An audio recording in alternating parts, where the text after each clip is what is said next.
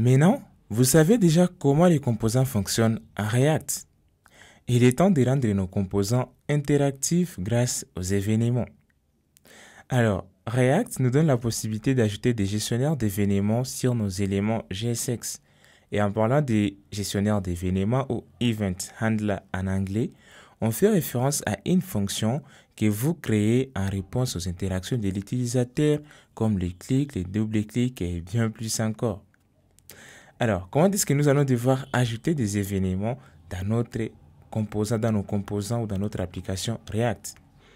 Alors, la première des choses, je vais commencer par créer un composant que je vais appeler compteur. Alors, je vais créer un compteur. Cela veut dire lorsque l'utilisateur est en train de cliquer sur un bouton, je veux par exemple que ça puisse commencer à compter et bien plus. Alors, je vais faire TRFC. Vous vous rappelez bien de ces raccourcis. Ici, c'est pour créer rapidement un composant fonctionnel. Je vais enregistrer directement. J'ai mon composant compteur qui est là. Alors, je peux commenter ça. Je n'ai pas besoin d'afficher une liste maintenant. Alors, ce que je peux faire, c'est quoi? Je peux commenter. Donc, faites CTRL et puis slash pour commenter. Moi, je vais maintenant faire appel à quoi? Je vais faire appel à mon composant compteur. Compteur, voilà. Directement, j'ai mon composant qui est rendu. Je peux mettre ici, par exemple, les titres. Ça peut être les événements. Événements en React. OK. Je vais devoir enregistrer. Déjà, j'ai mon composant qui est là. Alors, pour accéder à mon composant directement, il faut juste faire CTRL et puis cliquer sur les composants. Soit pour ceux qui ont Mac, faites commande et puis un clic et vous serez directement dans les composants. Alors, j'ai mon composant compteur qui est là. Je vais devoir ajouter un bouton. Je vais l'appeler par exemple incrémenter. OK? Incrémenter. Voilà, j'ai un bouton incrémenter et compteur par exemple, je peux ajouter ici un H2 que je vais appeler nombre de fois. Nombre de fois, je mets par exemple 0. OK? Alors, j'ai ceci, nombre de fois 0 et puis j'ai les boutons incrémenter. Ce que je vais faire, c'est quoi? Je vais ajouter un événement sur ces boutons. Je vais que lorsque je clique, qu'il se passe quelque chose. C'est là que j'ai besoin d'une fonction qui va me permettre de gérer les événements. Et pour ce faire, par défaut, c'est conseillé, donc c'est une convention. Lorsque vous créez une fonction qui permet de gérer une action donnée de l'utilisateur, on commence par les mots-clés handle. Alors, je sais, ça peut paraître un peu bizarre, mais croyez-moi, ça va vous aider lorsque vous partagez vos codes, que chaque personne sache, ah, donc cette fonction, c'est pour gérer tel événement. Donc, on commence par handle et puis le nom de l'événement qu'on veut gérer. Il existe plusieurs événements, il y a les clics, les doubles-clics et bien plus encore. Alors, regardez, je vais commencer par créer la fonction. Donc, j'ai fait const. Alors, un instant, je dois désactiver ça. Oui. Alors, je vais faire const. Et puis, je vais faire handle. Voilà. Et puis, maintenant, je vais choisir quel événement je vais gérer. Par exemple, je vais gérer les clics. Qu'est-ce que je vais faire? Const, handle, et puis clic. Rappelez-vous, lorsque j'ai des mots, le premier mot commence par minuscule. Et le deuxième mot, donc la première lettre du deuxième mot, je mets ça à majuscule pour les camel case notation. Alors, une fois que j'ai cette fonction, je vais devoir créer. C'est une fonction qui est fléchée. Alors, qu'est-ce que je vais exécuter lorsqu'on va cliquer sur les boutons? Par exemple, je peux faire console.log. Voici, je suis cliqué. OK? Alors, je vais enregistrer. Comment maintenant je vais passer ça sur mon composant ou sur mon élément JSX bouton? Pour ce faire, je vais venir, je dois passer ça comme props ou soit comme attribut. Autrefois, en HTML, qu'on les appelle, mais ici, on les appelle des props. Donc, je vais les passer comme props sur un bouton. Alors, je vais mettre ici Enter. Et puis, pour ajouter un événement en JavaScript ou en React, on utilise les mots on suivi de l'événement que nous voulons. Par exemple, je vais écouter, regarder, taper juste on et regarder tout ici, presque tout ce qu'il y a ici, ce sont des événements. On can play, ce sont tous des événements qu'on peut écouter sur un élément React. Alors, moi, l'événement qui m'intéresse, c'est onClick.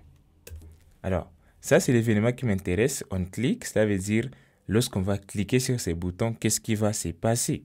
C'est là que je vais maintenant faire appel à ma fonction. Je vais mettre handleClick. Alors, pour chaque événement, ça me prend un paramètre quoi? Lorsque je fais onClick, je mets égal, il faut qu'il y ait une fonction qui sera exécutée. Et notez bien, pour cette fonction, je n'ai pas mis de parenthèses à la fin. Là, c'est une erreur, mais il faut juste laisser comme ça. Et lorsque je vais cliquer sur ces boutons, c'est là que cette fonction-ci sera exécutée. Sinon, si une fois vous mettez comme ça, directement, ça va exécuter cette fonction. Et regardez, même j'ai une erreur parce que lorsque je passe comme ça, directement, cette fonction sera exécutée même avant que l'utilisateur puisse toucher sur les boutons. C'est pourquoi, quand vous passez une fonction dans un événement, ne l'appelez pas directement. Donc, comme ça va. Je vais maintenant essayer, je vais voir si une fois ça va donner dans mon terminal. Alors, je vais ouvrir mon terminal. Donc, je pars sur inspecter. Je vais devoir essayer un peu d'agrandir. OK. Alors, je vais actualiser. OK. Alors, je pars ici dans la console. Je vais devoir cliquer, voir ce qui va se passer. Regardez, quand je clique sur incrémenter, voilà, voici, je suis cliqué. C'est que déjà, les événements marchent très bien. Vous venez de voir comment est-ce que nous pouvons faire gérer l'événement. Alors, comment est-ce que les événements, en fait, ce sont les meilleurs endroits pour modifier les informations dans notre application. Ça veut dire on peut mettre à jour différentes valeurs et bien plus encore. Comment est-ce qu'on va procéder? Alors, je sais que vous dites, oui, on doit créer une fonction qu'on appelle, par exemple, compteur, où on va affecter 0 initialement. Et puis, lorsqu'on va cliquer compteur, on va faire compteur, compteur plus, donc c'est pour incrémenter. Et puis, on va afficher ça, par exemple, comme ça. D'accord? OK. Voilà, je vais enregistrer. Alors, voyons voir, est-ce que ça va marcher réellement? Essayons un peu de voir. Et ici, je vais faire console.log. Donc, lorsqu'on sera en train de cliquer, je pourrais juste faire valeur du compteur, de point, virgule, je mets ici compteur. Puis, je vais enregistrer. Regardons ce que ça va donner dans la console. Est-ce que ça va marcher? Est-ce que ça va m'afficher? Alors, regardez ici, ça a affiché 0 fois. C'est bon, déjà, cette fois, je mets ici 4. C'est 4, ok, ça va. J'ai mis ici 0. Alors, je vais cliquer sur incrémenter. 1, 2, 3. Alors, regardez ce qui se passe. Quand je clique, la valeur est en train d'être incrémentée. Mais sur mon écran, rien ne se passe. Et c'est là qu'il y a un souci. Avec ça, ça ne peut pas marcher parce qu'en réalité, pour que ça puisse marcher, il faut que nous puissions actualiser notre DOM pour que ça puisse refléter les modifications. Et le problème est que quand je vais actualiser, waouh, rien ne se passe et même l'historique vient de disparaître. Et c'est là que nous allons avoir besoin maintenant de ce qu'on appelle les states en React. Alors, les states, c'est pour état, ne soyez pas intimidés.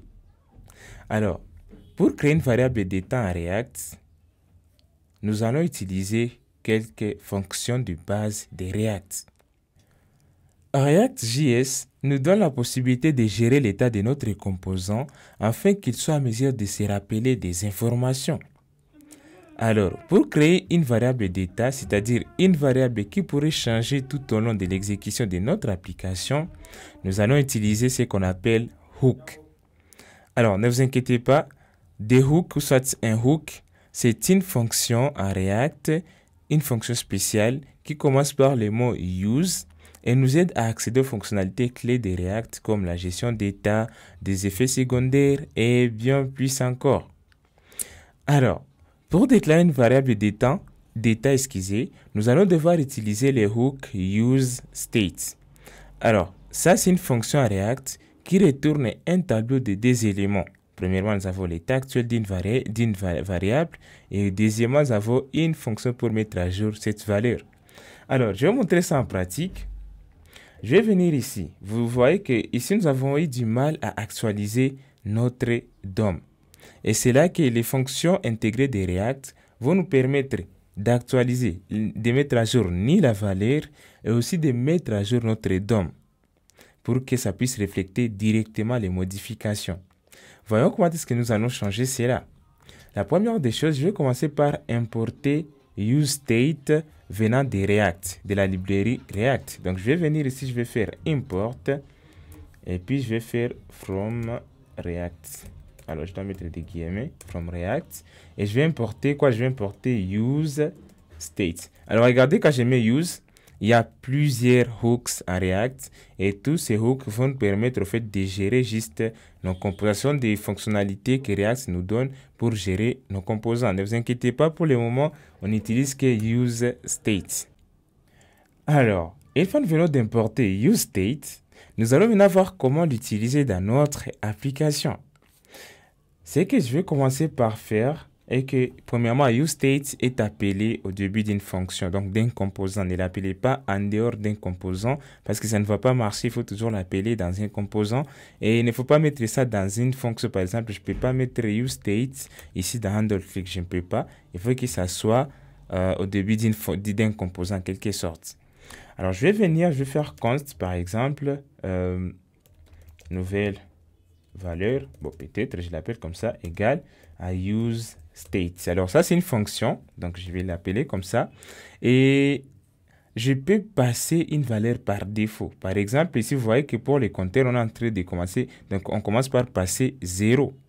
Alors, ce que je peux faire, c'est quoi? Je peux te faire ici 0. Cela veut dire, ceci, ça sera un élément, c'est un tableau qui va me renvoyer des éléments.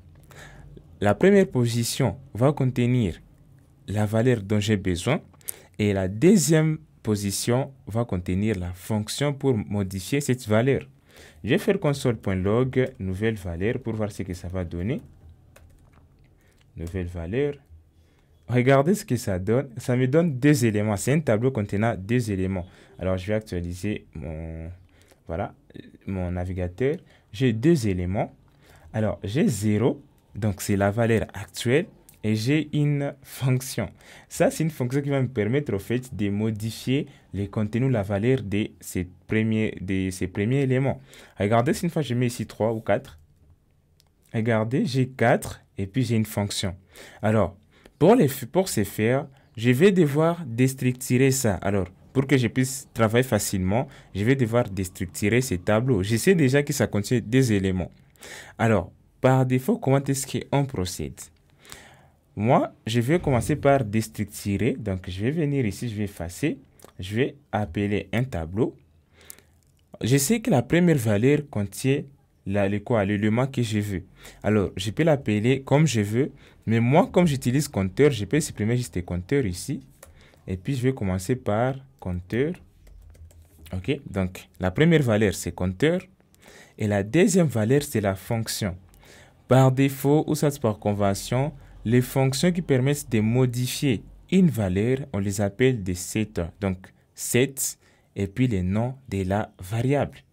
Par exemple, pour cette fonction ici, je peux l'appeler comme je veux, mais par convention, je vais commencer par set et puis les noms de la variable ou de la valeur que je vais modifier, que cette fonction va modifier. Donc, je vais faire set compteur.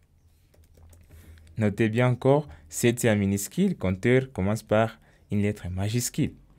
Et là, directement, ça va. Au lieu de modifier directement compteur, ce que je peux faire plutôt, je vais juste appeler cette fonction ici et passer la nouvelle valeur des compteurs.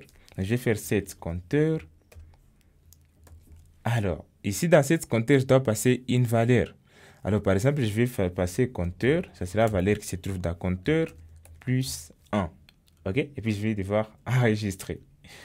Alors, regardez. Ici, je vais revenir encore en arrière pour expliquer. J'ai appelé useState. useState, c'est une fonction React qui nous permet de gérer l'état et les rendus de nos codes. Alors, useState renvoie deux éléments, une valeur et une fonction pour mettre à jour cette valeur. C'est un tableau, c'est pourquoi que je viens de déstructurer ça. La valeur, je l'ai appelée compteur et les set compteur, c'est ça la fonction qui va me permettre de modifier la valeur qui se trouve dans compteur.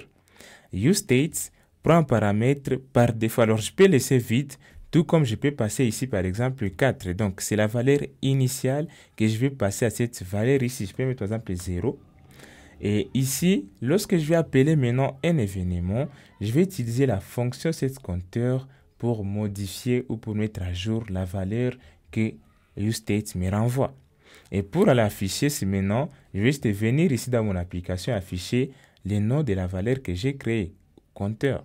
Je vais devoir enregistrer et puis je vais venir dans mon application et voir ce que ça va donner. Regardez quand je vais cliquer 1, 2, 3, 4, 5, voilà, ce qui ça marche très bien. Directement, notre état est entré, donc avec useState, vous voyez la différence. Ici, ni notre DOM est en train d'être actualisé et aussi la valeur est en train d'être actualisée. Et là, c'est bon déjà. Nous pouvons faire beaucoup d'éléments avec les states parce que dans un seul composant, ce n'est pas obligatoire d'avoir juste une seule valeur. Je peux créer d'autres éléments. Par exemple, je peux créer la valeur nom, par exemple. Et puis, je peux faire set nom. Et puis, je vais faire égal useState. Par défaut, je mets par exemple Malakissi. Alors, je vais ajouter un autre bouton pour décrémenter. Je peux vous laisser implémenter ça. Donc, vous savez déjà comment est-ce que ça marche. Alors, je vais venir ici. Je vais copier. Alors, je peux faire ici moins. Et ici, je peux faire ici plus. OK? Alors, j'ai ça. Donc, j'ai les boutons moins et plus. Alors, pour les styles, je vais venir ici sur mon composant. Je vais faire style. Et puis, je vais passer un objet. Et cet objet, je vais faire, par exemple, je vais appliquer un display flex. Display flex. Et puis, align items center. OK. Je vais ajouter un espace entre les éléments. Gap, j'ai mis ça, par exemple, à 4. OK. Regardez, j'ai déjà... OK, je peux mettre ça à 10. OK, j'ai ce compteur qui est là. Donc, j'ai les boutons incrémenter et décrémenter. Ce que je peux faire, je peux donner aussi des widths. Un instant. Bon, je peux définir ici, par exemple, à 500. Soit à 400. Et puis, justify content. Je vais centrer les éléments center. OK. Directement, j'ai mon composant qui est là. Je peux changer un peu de background aussi. Background, je vais mettre quoi? DS3333, je vais voir ce que ça va donner. OK, j'ai les compteurs qui est là. Alors, ce bouton ici n'est pas encore fonctionnel, donc ça implémente encore les handle click qu'il y a ici. Alors, ce que je vais faire, c'est quoi? Je peux venir console handle decrement. Alors, on peut l'appeler, on peut faire handle et puis suivi du nom de l'événement. Tout comme, regardez, ici, j'aurai des clics. Ce que je peux faire plutôt, je peux appeler cette fonction le nom de l'action que je vais effectuer.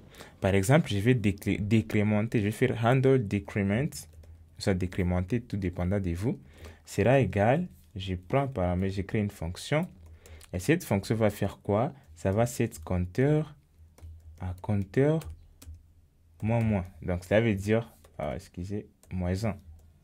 Ça veut dire à chaque appel, on va commencer à décrémenter. Donc, pour cette fonction, ça sera l'inverse de la précédente plutôt.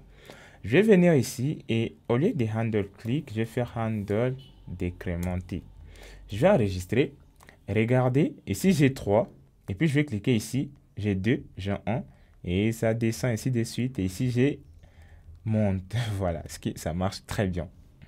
Alors, je vais devoir supprimer aussi ces console log. Comme ça, notre composant sera un peu clean. Alors, il faut savoir que en React.js, l'état des composants, en React.js, l'état d'un composant est privé pour ses composants. Si vous les rendez à des endroits, chaque copie de ces composants a son propre état et cet état peut être passé aux enfants. Je vais vous montrer ça. Alors, ici, j'ai appelé compteur une seule fois. Je peux dupliquer ça, donc je vais faire CTRL-C, puis je fais CTRL-V, CTRL-V, CTRL-V. Alors, j'ai 4 compteurs. Regardez, j'ai 1, 2, 3, 4. Ce qu'il faut noter, c'est qu'en React, chaque compteur, son état est indépendant.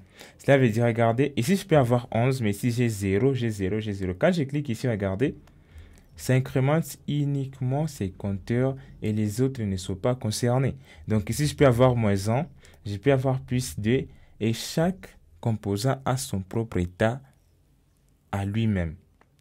Alors, cet état, si je peux le passer dans différents enfants, si une fois j'ai un enfant ici, par exemple, le compteur, je peux avoir un enfant et cet enfant va hériter l'état de l'élément parent. Je peux passer l'état comme props et ça va continuer toujours à marcher très bien.